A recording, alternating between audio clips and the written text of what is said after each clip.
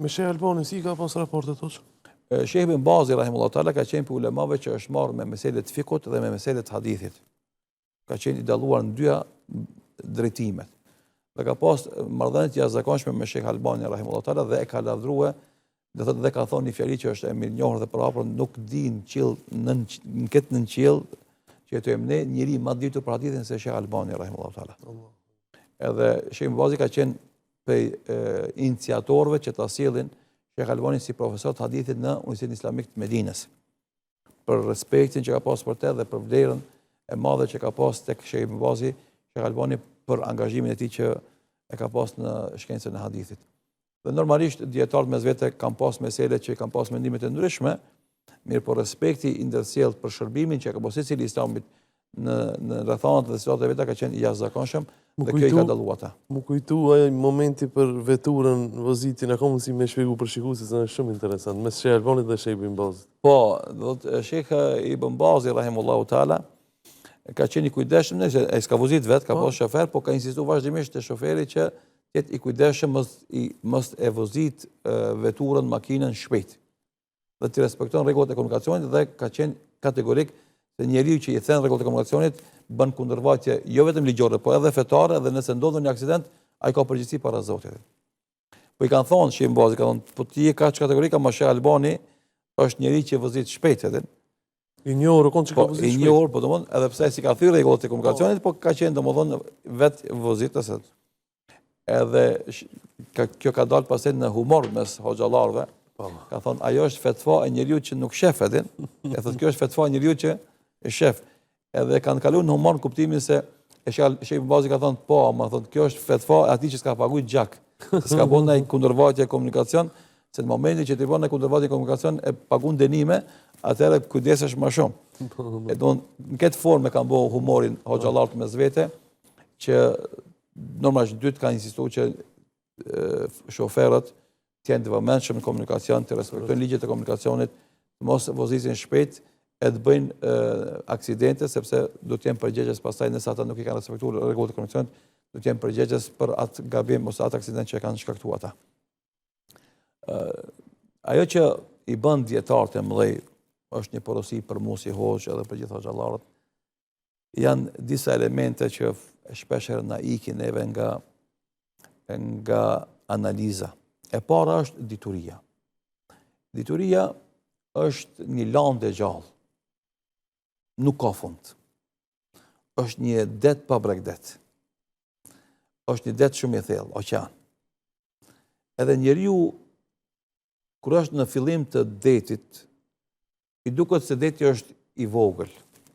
Sa më thellë që hyn deti, aq më shumë e kupton se deti që ka shumë i madh, që ka oqean. Edhe puna e diturive në përgjithësi edhe atyre fetare me veçantë. Hoxha asnjëherë nuk duhet më ndi veten se ka arrit maksimumin e diturive fetare. Asnjëherë nuk ka drejt të jep vetes të drejt të mendon se është më i dituri në vendin e tij. Se këto janë momente të manifestimit, të vetpëlqimit edhe mendimallësisë. Dietarët e vërtet janë ata që sa më shumë që kanë fituar dituri, sa më shumë që kanë pas dituri, ata kanë menduar se janë shumë të vogël dituri. Kështu ka qenë Sheh Ibn Bazi. Asnjëherë se ka përmend emrin dietar ose se ka përmend emrin se është më i dituri. Po vazhdimisht ka treguar modesti. Edhe ka thonë, unë jam nxënësdije. E njëjta ka ndodhur me Sheh Albani rahimahullahu taala. Vazhdimisht kur e kanë lavdruar me lavdre, ai është mërzit, ai ka qenë, edhe ka thonë, nëse jam asgjë më tepër se një nxënës i vogël i diturisë. Jo nxënësdije, jo më dietar, nxënës i vogël i diturisë. Se ka në gjuhën arabe talibul ilm, nxënësdije, edhe tuwailibul ilm, nxënës i vogël i diturisë. Edhe Sheh Ibn Bazi rahimahullahu taala ka qenë i dalluar për këtë modesti të jashtëzakonshme. Kjo është çështja e parë. Që dituria është lande gjallë, edhe është det i thellë, edhe oqean i madh. Asnjëherë askush prej neve nuk ka drejt të pretendon se është më i dituri. Edhe kjo kërkon një element tjetër që vazhdimisht duhet të jemi në komunikim me diturinë. Vazhdimisht lexojmë, shfletojmë, ta analizojmë atë që lexojmë, ta konsultojmë atë që lexojmë me hoxhallarë të tjerë, ta debatojmë. që ta marrim më të saktën dhe më të dobishëm për vendet tona. Kjo është çështje shumë e rëndësishme. Pse ke kryer një fakultet? Pse ke kryer doktoraturë? Nuk bëhesh më i ditur në botë. Titulli shkencor, akademik nuk bën më diturin. Leximi i vazhdueshëm, relacioni i vazhdueshëm me diturinë, analiza e asaj që lexon të bën të ditur, edhe të bën të dobishëm për të tjerët. Sepse na kemi shumë njerëz që kanë titull shkencor, po si japin hakun atij titulli shkencor, po edhe s'ja shef hajrin kërkosh nga ai titull shkencor. Andaj kjo është elementi i parë. Elementi i dytë është devotshmëria. Adhurimi i Zotit. Kjo është komponent shumë i rëndësishëm. S'është më rëndësi ti a ki gjyba ki shall. S'është më rëndësi ti a ki titull as ki. S'është më rëndësi çfarë pozicioni ki në hierarki. Shumë është më rëndësi kush jetë e Zotit Dhul Xhelal. Zemra jote a i ndjen ato fakte, ato argumente, ato këshilla që ti u jep tjerëve. A i përjeton ai vetë shpirtnisht ato. A i qanë zemra për adhurimin e Zotit, për madhnimin e tij. A i qanë zemra për uljen para madhnisë të tij. Do puna e zemrës edhe devotshmërisë janë shumë të rëndësishme tek çdo njeri, po te dietarët në veçantë. A ki adhurime shtesë. Mos flasim për faljen e namazit. Mos flasim për dalin në xhami në sabah me fal sabah në xhamat. Po sunetet e namazit, po namazin e natës, por agjerimin vullnetar, po sadakan, po dhikrin, po duan, po Kur'anin. Këto adhurime do të jesh i dallum. Jo të jesh veç hisedar në to, po i dallum. Nëse përmendën pak më herët Sheikh Ibn Bazi rahimahullahu taala, ai ka rënë me flet shoku i tij, ai ka me tu fal. O çu natën apo te ka gjetur fal. O çu sabah ka gjetur fal. Kjo është adhurimi, devotshmëria, janë adhurime shumë të rëndësishme, janë karakteristika shumë të rëndësishme të një hoxhe, të një dietari, të një lideri. Andaj pejgamberi sallallahu alaihi wasallam thotë at-taqwa ha huna. Takvallahu është në zemër. Zemra tonë duhet të jetë mbushur me devotshmëri. Agjerimi e ka qëllim për me na bënë neve më të devotshëm, më takva. Edhe nëse kemi dituri, e s'kemi takvallëk, nuk ka shpirt fjala jon. Nuk ka emocione këshilla jon. Nuk ka efekt qëndrimi jon. Andaj diturin duhet me bashkangjit me devotshmëri. Këto janë dy komponentet që janë të rëndësishme për një hoxh. E treta komponente është shumë e madhe dhe e rëndësishme, gatishmëria për të fliju për mirëqenjen e islamit dhe muslimanëve në vendet tona. Edhe komoditetin, edhe harmonin, edhe rahatlëkun, këto ti duhesh me kon i gatshëm me i sakrifiku në shërbimin e kauzës.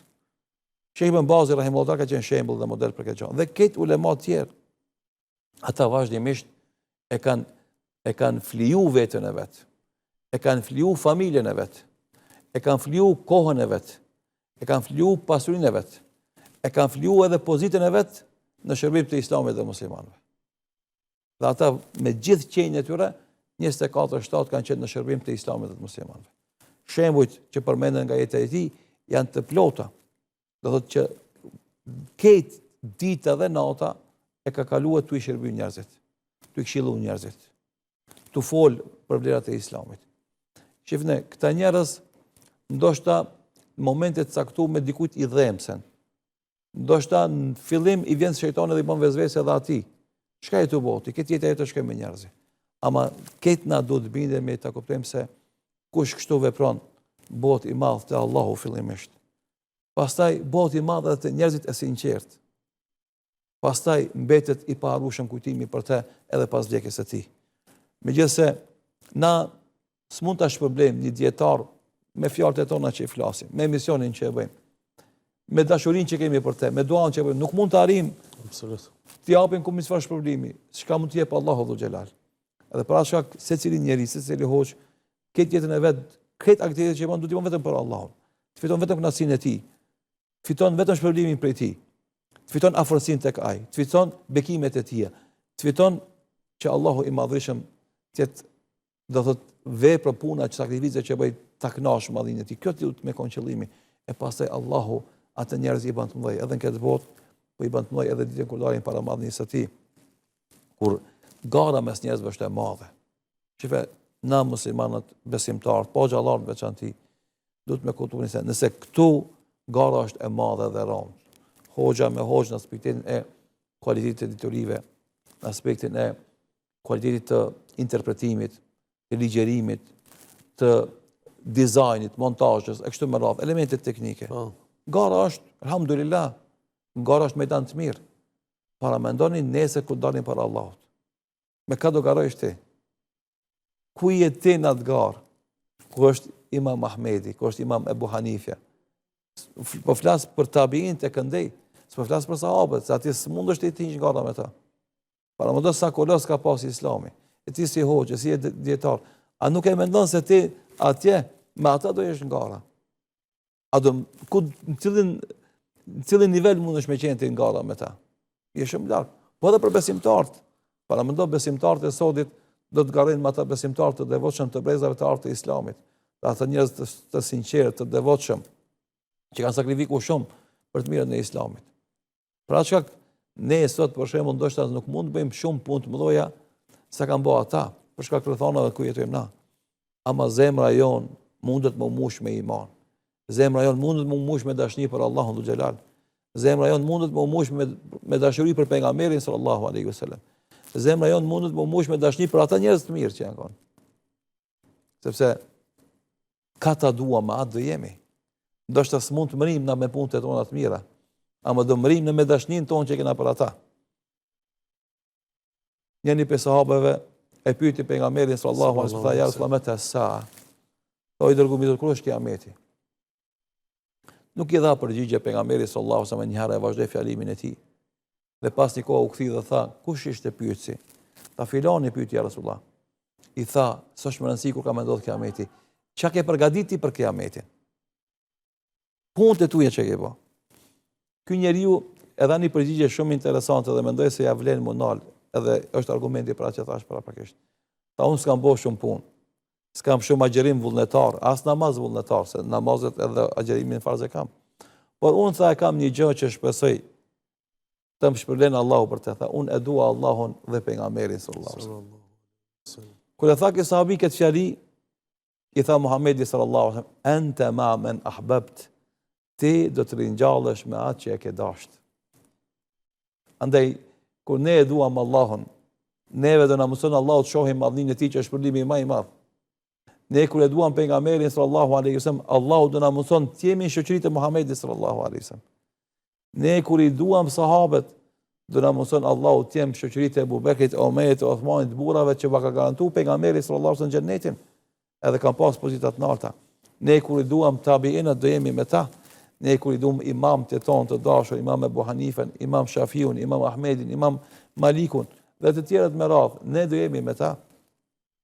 Andaj na sot ndoshta s'mund të bëjmë punë që kanë bërë ata, ama mund t'i mushim zemrat tona me dashni për besimtarët e devotshëm, për besimtarët e sinqertë, për besimtarët që sakrifikojnë ditën dhe natën, për mujahidat trimat e islamit, për shahidat që kanë dhënë jetën për islamin. E kjo nuk është pak. E kjo është shumë e madhe.